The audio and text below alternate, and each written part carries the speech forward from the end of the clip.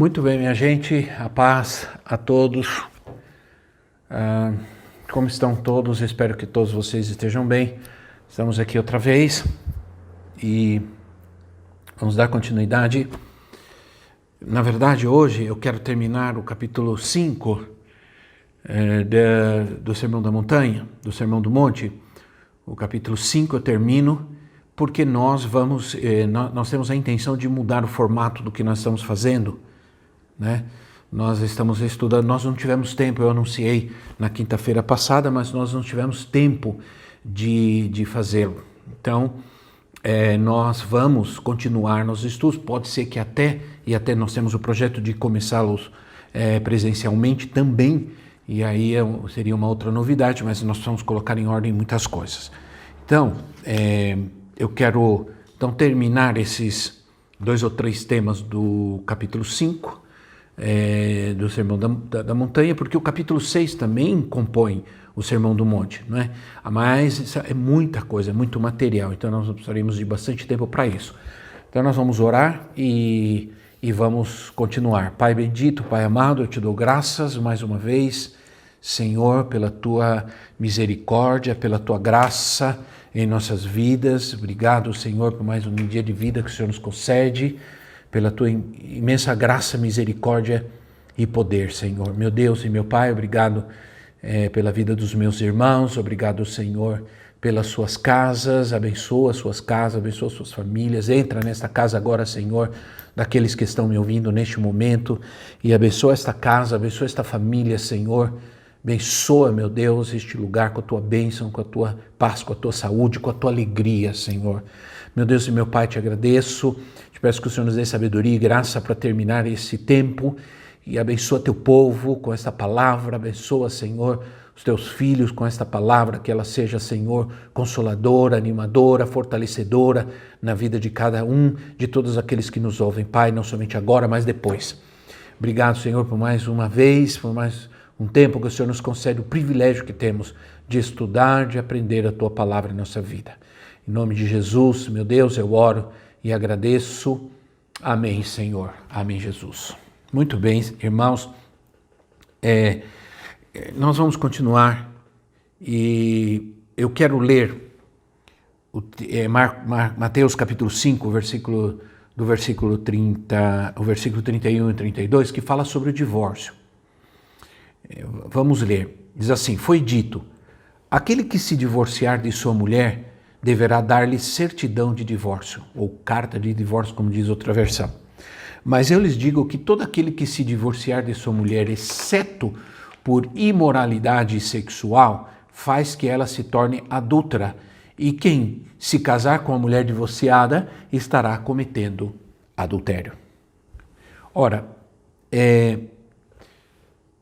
eu vou estudar, eu estou lendo porque faz parte do Sermão do Monte e eu quero seguir uma linha de pensamento, mas eu vou estudar sobre o tema do divórcio e outros temas, como por exemplo o aborto, e outros temas polêmicos que nós temos nos dias de hoje, vou estudar separadamente.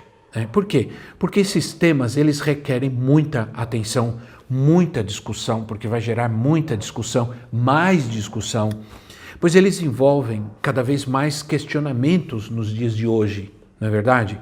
Mais que tudo nos dias de hoje, são questionamentos que precisam ser respondidos, e nós não vamos conseguir fazer isso tendo outros temas para estudar. Então eu quero separar esse tema do divórcio só para falar sobre ele, e eu creio que quando estivermos presencialmente, nós teremos mais tempo. Tendo mais tempo, nós podemos abordar melhor, discutir melhor esse tema tão polêmico, que não deveria ser, mas o por causa dos tempos que nós estamos vivendo. Seria leviano da minha parte começar uma discussão e não conseguir expor todos os pontos, não poder argumentar corretamente. Então, não quero começar algo e depois deixar dúvidas, deixar questionamentos que possam piorar o entendimento das pessoas. Essa que é a verdade, né? Porque há pelo menos 4 tipos quatro posições, com relação ao divórcio hoje em dia. primeiro lugar, na sociedade hoje, e infelizmente muitos cristãos, eles aceitam como válido o divórcio e o segundo casamento em qualquer situação, por qualquer razão, em qualquer momento, em qualquer pessoa. Entende? Essa é uma primeira posição. Uma segunda posição é que outros é que eles creem que, biblicamente, o divórcio não é permitido de forma nenhuma, por nenhuma razão e sob nenhuma circunstância. Terceiro ponto, ou a terceira posição, melhor dizendo, é daqueles que creem que o divórcio pode ser permitido sob circunstâncias, né? Mas não é permitido, isso é, se permite o divórcio sob algumas circunstâncias, mas não se permite um segundo casamento sob nenhuma circunstância. Okay? E, finalmente, outros creem que o divórcio e o segundo casamento é permitido sob certas circunstâncias. Bom, qual seria a posição bíblica? Como podemos realmente chegar a um entendimento em uma situação tão complexa como essa, não é verdade? Há tanta discussão hoje, né, sobre esse ponto, muita discussão hoje, que nós precisamos de tempo para discutir. Realmente nós precisamos de tempo, muito tempo para discutir. Então, que o Senhor nos ajude a entender de maneira sóbria e bíblica essa questão, sem gerar ressentimento e sem gerar culpa em ninguém. Essa que é a verdade, minha gente. Muito bem. Então, introduzindo assim, chegando a esse ponto, eu quero então seguir, né? O versículo, vamos ler do versículo 33 ao versículo 37, que fala sobre os juramentos, que diz assim, 33 a 37. Vocês também ouviram o que foi dito aos seus antepassados. Não jure falsamente, mas cumpra os juramentos que você fez diante do Senhor. Mas eu lhes digo, não jurem de forma alguma, nem pelo céu, porque é trono de Deus, nem pela terra, porque é estrado de seus pés, nem por Jerusalém, porque é a cidade do grande rei. E não jure pela sua cabeça, pois você não pode tornar branco ou preto nem um fio de cabelo. Seja o seu sim, sim, o seu não, não. O que passar disso vem do maligno. Ora, quantos de vocês se lembram, quando nós éramos crianças, que nós costumávamos jurar, né? Lembra? Às vezes fazíamos por brincadeira e outras vezes por medo, né? Queríamos esconder alguma coisa. Nós dizíamos, juro por Deus, juro pela minha mãe, né? Geralmente esse juramento era feito para escaparmos de alguma enrascada. Quando eram umas crianças, a gente dizia, você fez? Não, eu juro por Deus, juro, mãe, juro, não fiz, né? Quantos se lembram disso? Ora, geralmente esse juramento era feito para escapar de algo. Muitas vezes se jurava tentando esconder uma mentira, né? Ou justificar uma mentira. Ora, os juramentos, eles existem, eu creio, e é um pensamento meu, por causa da certeza que se tem da possibilidade do homem mentir, né? Os juramentos, eles são antigos. Eles fizeram parte da vida do povo de Deus e foram encontrados no Antigo Testamento e chegou até a fazer parte da lei civil como algo que era necessário, justamente por causa do coração dos homens. É o que disse Jesus nos versículos anteriores com relação ao divórcio. Ora, por que Jesus disse isso? Por que o divórcio foi permitido? Por que foi permitido dar carta de divórcio? Por causa da dureza do coração dos homens, porque não é essa a intenção de Deus, não é esse o propósito de Deus. Então, na verdade, justamente pelas razões que eu expus, na lei civil era algo considerado necessário no Antigo Testamento. Juravam pelo céu, juravam pela terra, juravam por cidades, por Jerusalém, juravam por partes do corpo humano, como vimos agora, pela cabeça, por exemplo, e outras vezes juravam pelo nome de Deus. Os juramentos começaram a fazer parte da vida do povo de tal maneira, que se banalizou. Ora, acabou enfraquecendo a honestidade e a sinceridade, colocou em risco a verdade, colocou a verdade sob suspeita. Né? Ora, essas práticas, elas criaram um espírito superficial, inclinado à mentira.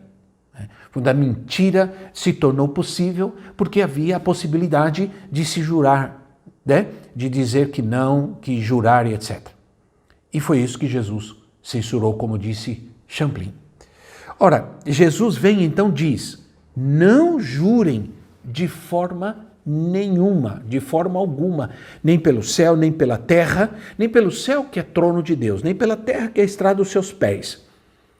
Jesus está dando uma proibição para qualquer tipo de juramento. Então nós não devemos jurar, irmãos. Isso já é uma coisa que às vezes a gente tem isso como um hábito de linguagem. A gente fala por falar, né? E a gente não deveria nem fazê-lo. Ora, por que o crente nunca deveria precisar jurar? Né? Por quê? Porque, na verdade, se supõe que o crente não deveria nem mentir. Se ele não mente, então ele não tem necessidade de jurar. Se a sua palavra é verdadeira, se ele é honesto, então ele não tem necessidade de jurar. O Senhor evitando um mal, a gente evitando um mal evita outro, essa que é a verdade. Não é verdade? Uma mentira leva a outra mentira. Às vezes você precisa de uma outra mentira para justificar uma mentira. Ora, um mal, ele é evitado quando você não se pratica outro mal. Né? Então, na verdade, Jesus está dando uma proibição para qualquer tipo de juramento. Né? Um homem de Deus, um homem honesto, uma mulher de Deus, sabe que é parte do seu caráter cristão a verdade. Né? É a verdade. Então ele deve viver a verdade, jamais precisaria então jurar. Sob qualquer circunstância, não precisaria jurar. Ora, é impressionante como as pessoas não somente querem ocultar a verdade, mas não querem ouvir a verdade. Esse é o grande ponto. Porque quando se é verdadeiro e se diz a uma pessoa a realidade de certos fatos, elas não gostam. Pessoas que tratam com a pura verdade, elas acham que elas estão sendo tratadas com agressividade, com falta de amor. Veja bem, veja que confusão se faz, que falta de entendimento e que falta de discernimento existe hoje, principalmente no nosso meio, meus irmãos. A questão é simples. Há pessoas que elas não buscam, elas ouvem qualquer coisa, aceitam e não buscam a verdade, porque não há um esforço em se buscar a verdade.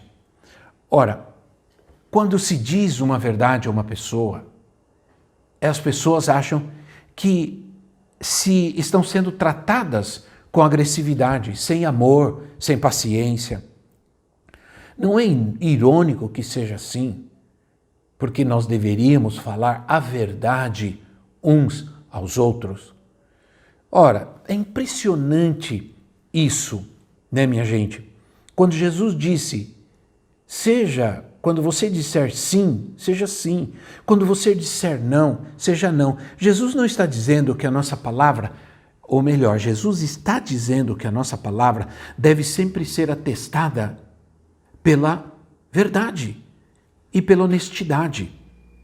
A presença do Espírito Santo na minha vida deve me inspirar a falar sempre a verdade, ponto. Jesus não está dizendo que a gente deve falar pouco, que a gente só deve falar sim, sim e não, não, não. Jesus justamente está dizendo isso, que a nossa palavra, que aquilo que a gente diz deve ser atestado pela verdade e pela honestidade. A presença do Espírito Santo na minha vida deve me inspirar sempre a falar a verdade, acabou. Custe o que custar. Né? Tanto um não como um sim pode causar incômodo na vida das pessoas, mas tem que ser assim. Não há outra forma. Não jure, porque aquele que jura pode estar tentando encobrir uma uma mentira.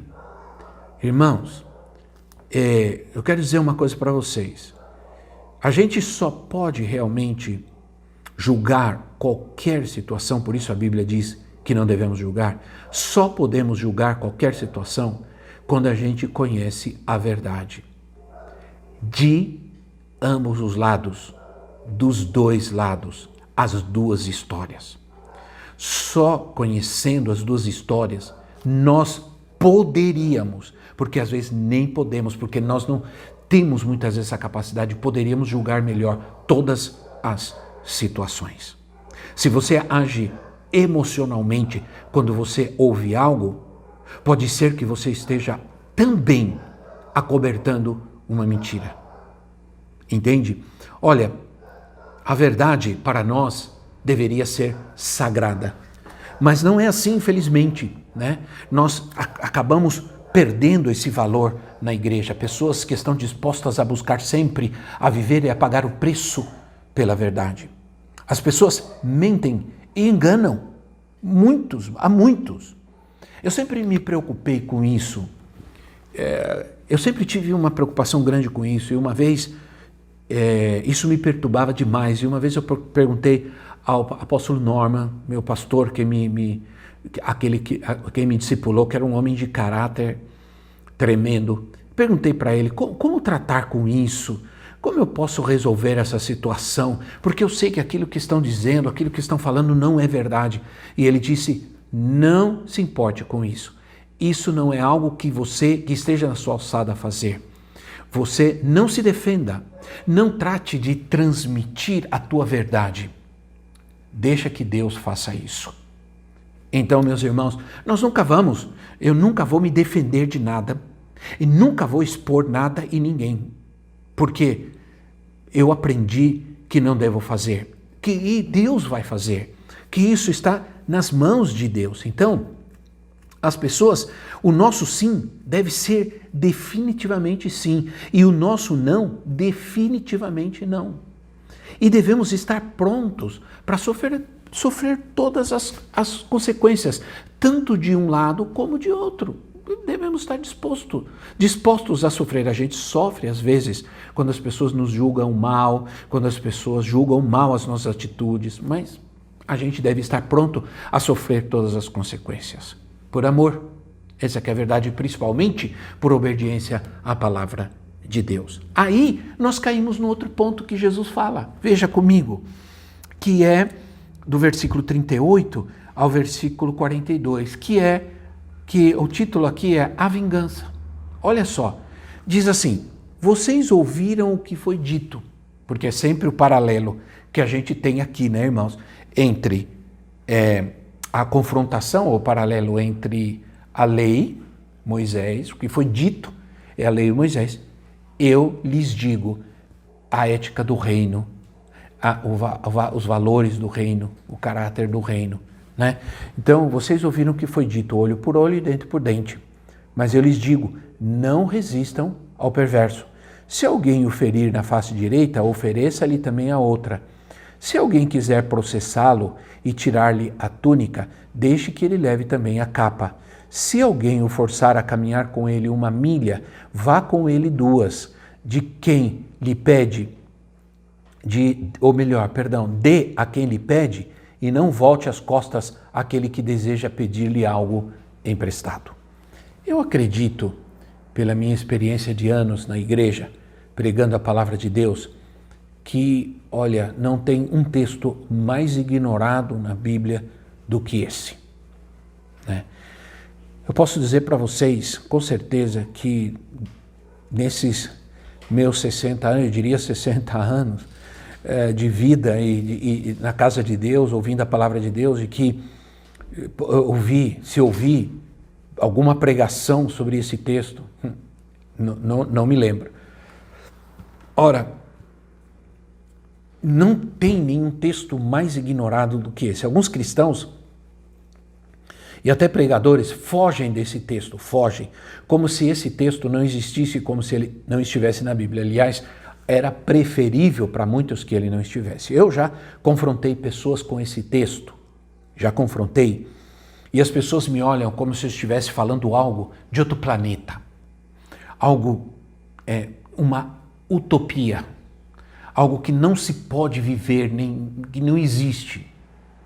Ora, e por isso as pessoas, elas não conseguem nem ouvir. Parece que os ouvidos se tapam para isso, irmãos. É impressionante.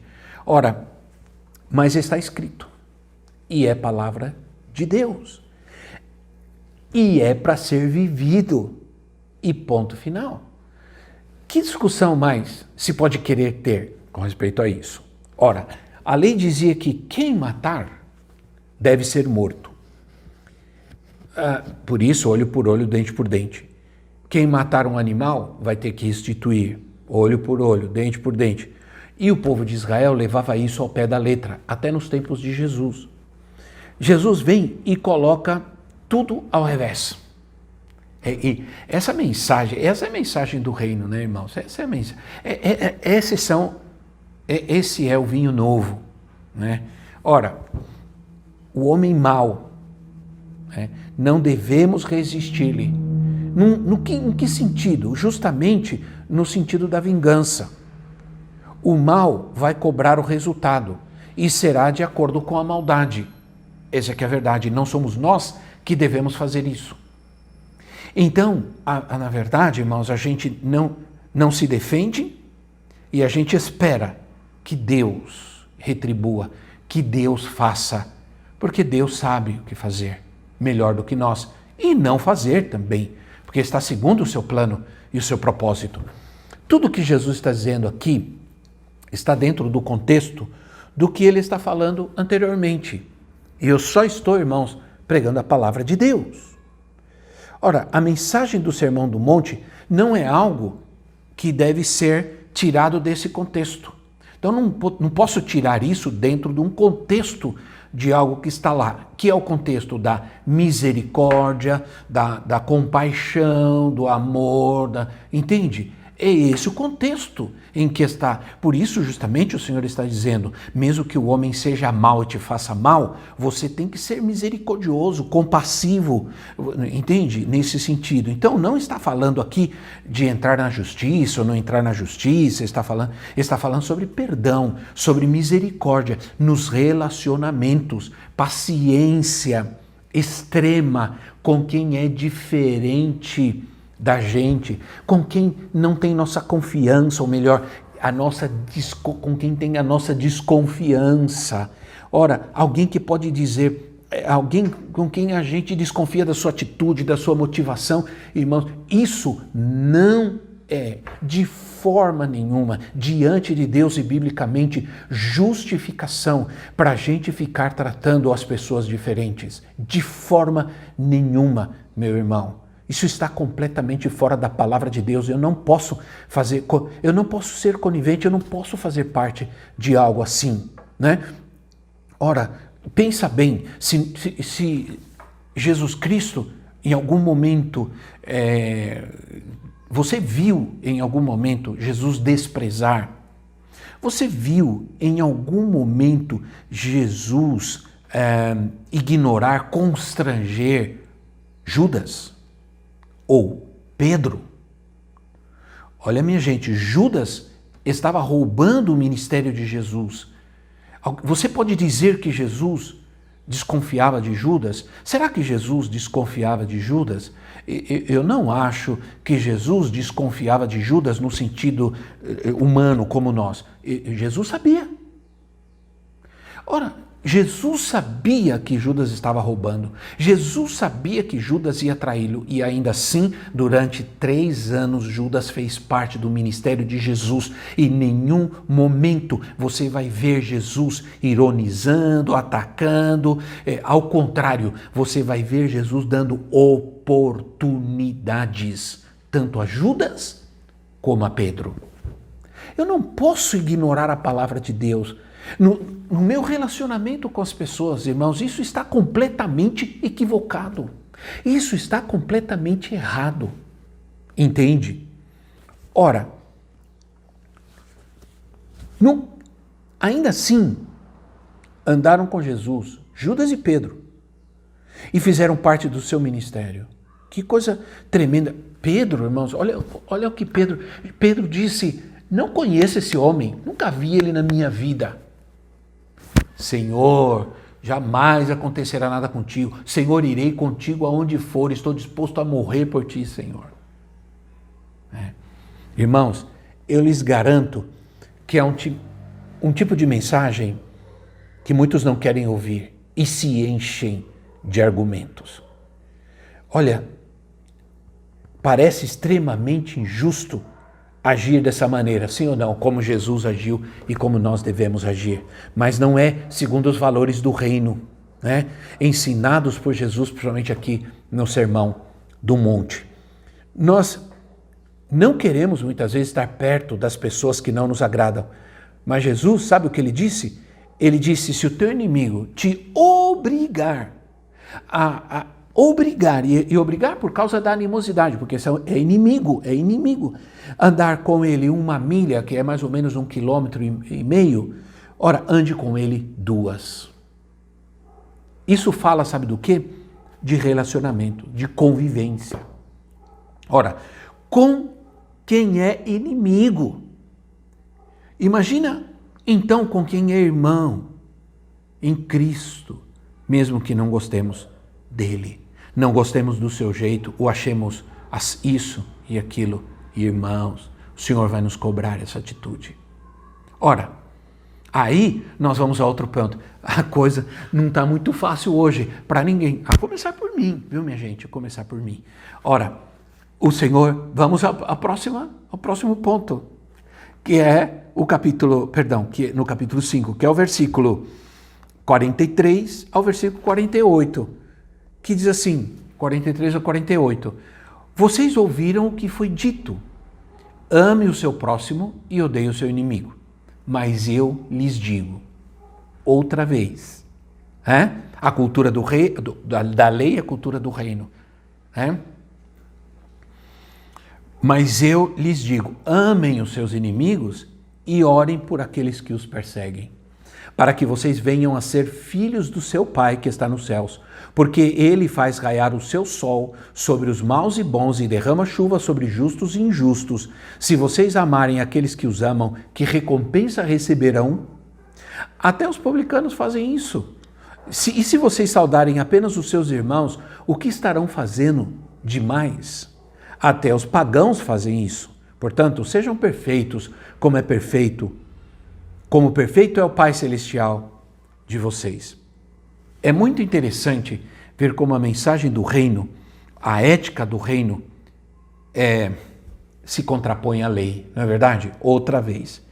Não era à toa que Jesus constantemente surpreendia os religiosos e os irritava ao expor as suas hipocrisias. Essa que é a verdade. A palavra ensina que devemos amar o nosso próximo e odiar os nossos inimigos. Na verdade, é fácil entender e aceitar esse ensinamento, já que não é difícil amar o próximo.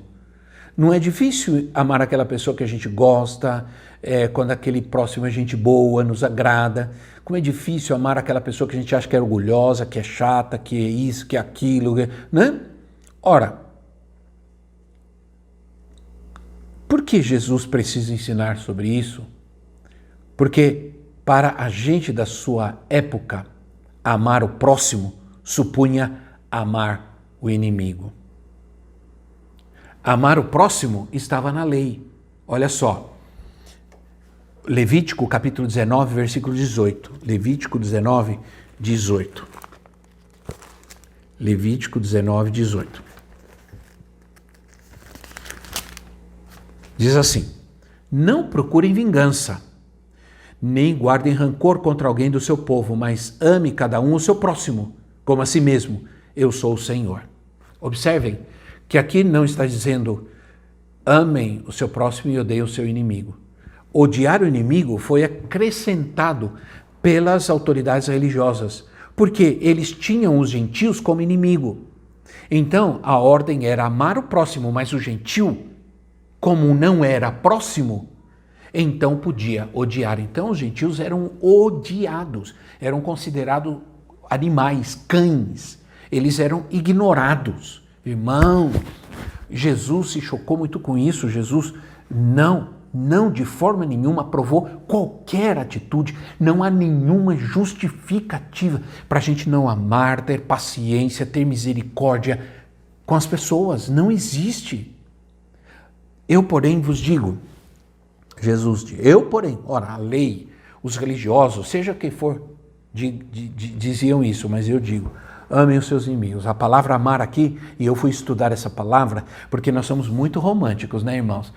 Cada um acha que pode ter o seu jeito de amar. A palavra amar aqui significa, no original, significa acolher. Acolher significa abraçar. Você já sabe o que significa acolher. Acolher com amor, sorrir, significa entreter, cuidar, contentar. Agora, como é difícil, né? Como é difícil, porque é o que a palavra de Deus está mandando fazer. Não nos está mandando fazer isso com o nosso querido, amado, irmão querido, irmãozinho amado, meu amado, não. Está dizendo isso com relação ao inimigo. Ora, isso quer dizer que não vale dizer, então, eu perdoo, mas eu não quero nenhum relacionamento com essa pessoa, não quero saber dela. Jesus está dizendo justamente ao contrário disso. Ora, nós conseguimos realmente amar aqueles que têm sido hostil conosco? Conseguimos? Se pensamos como o mundo, não. Se pensamos carnalmente, não. Né? Mas se vivemos a ética, e se nós vivemos a ética do mundo, de forma nenhuma. Mas se vamos viver a ética do reino de Deus, então sim. Primeiro, devemos ter a intenção de amar. Primeiro vem a intenção. Olha, irmãos, quantas pessoas dizem, não, eu amo, mas eu não quero saber dessa pessoa, eu não quero ficar perto, não quero trabalhar com ela, não quero saber dela. Irmãos, isso não é perdão. Nunca foi e nunca será. Eu quero que você me prove, ao contrário, pela palavra de Deus. Ora, primeiro a gente precisa ter a intenção. Se nós agimos assim é porque já não temos a intenção. Então, Senhor, agora quando nós temos a intenção e a motivação, o Senhor nos dará força, porque talvez você possa dizer, eu não consigo fazer isso. Claro que não, nenhum de nós, porque humanamente parece errado, parece injusto, parece isso, parece aquilo, mas se nós temos a intenção e a motivação no coração, Deus nos dará força para fazê-lo. Deus nos dará a graça e a força. O problema é que as pessoas não se predispõem, ou melhor, as pessoas se predispõem a não amar e a não suportar. É outro texto que diz que devemos suportar os mais fracos, né, irmãos? Ora, a maravilha encontrada nessa mensagem de Jesus é que aprendemos que amar a outro não tem nada a ver com receber algo em troca. Inclusive, não esperar ser amado, ou melhor, ser amado primeiro para depois amar. Não. A ser respeitado primeiro para depois respeitar. Não. Uma vez, eu li uma placa num lugar, eu sempre menciono isso, porque aquela vez eu tive uma profunda reflexão sobre isso. Eu vi uma placa num lugar que dizia assim, minha educação depende da sua. E eu li aquela placa e comecei a refletir sobre ela e entendi que essa frase está completamente errada. A minha educação não depende da educação de outrem, de forma nenhuma. Entende? Ela depende do meu caráter, do meu coração, da minha motivação, da minha intenção, e não do que outro faça ou deixe de fazer. Outra vez, Jesus nos chama a uma conduta que é maior que a conduta dos religiosos e das pessoas que se dizem boas, né? Como já vimos que a nossa justiça deve exceder a dos fariseus, dos religiosos, né? Ora, que estamos fazendo demais? Que estamos fazendo demais se nós fazemos o que todo mundo faz, gente? Que estamos fazendo demais se agimos como todos agem?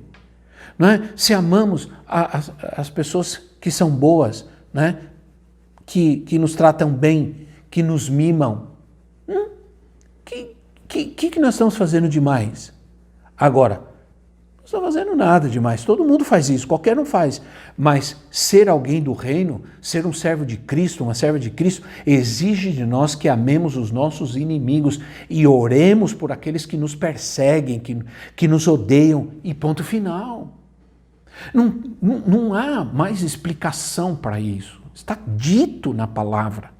E aí onde eu entendo, quando Jesus dissemos que deveríamos ser perfeitos, sejam perfeitos como é perfeito o nosso Pai Celestial. Ora, por quê?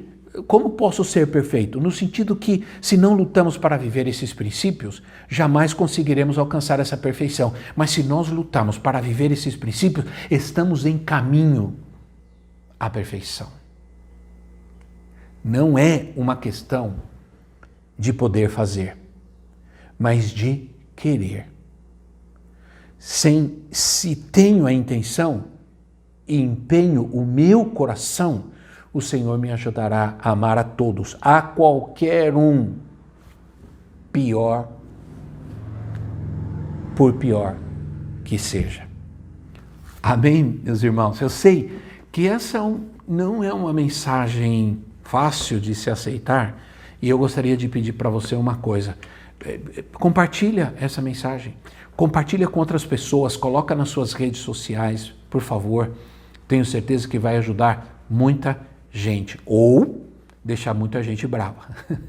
Que Deus abençoe a sua vida, que o Senhor te encha de paz e alegria e te ajude a amar a todas as pessoas, a qualquer um, seja quem for. Deus te abençoe. Fica na paz.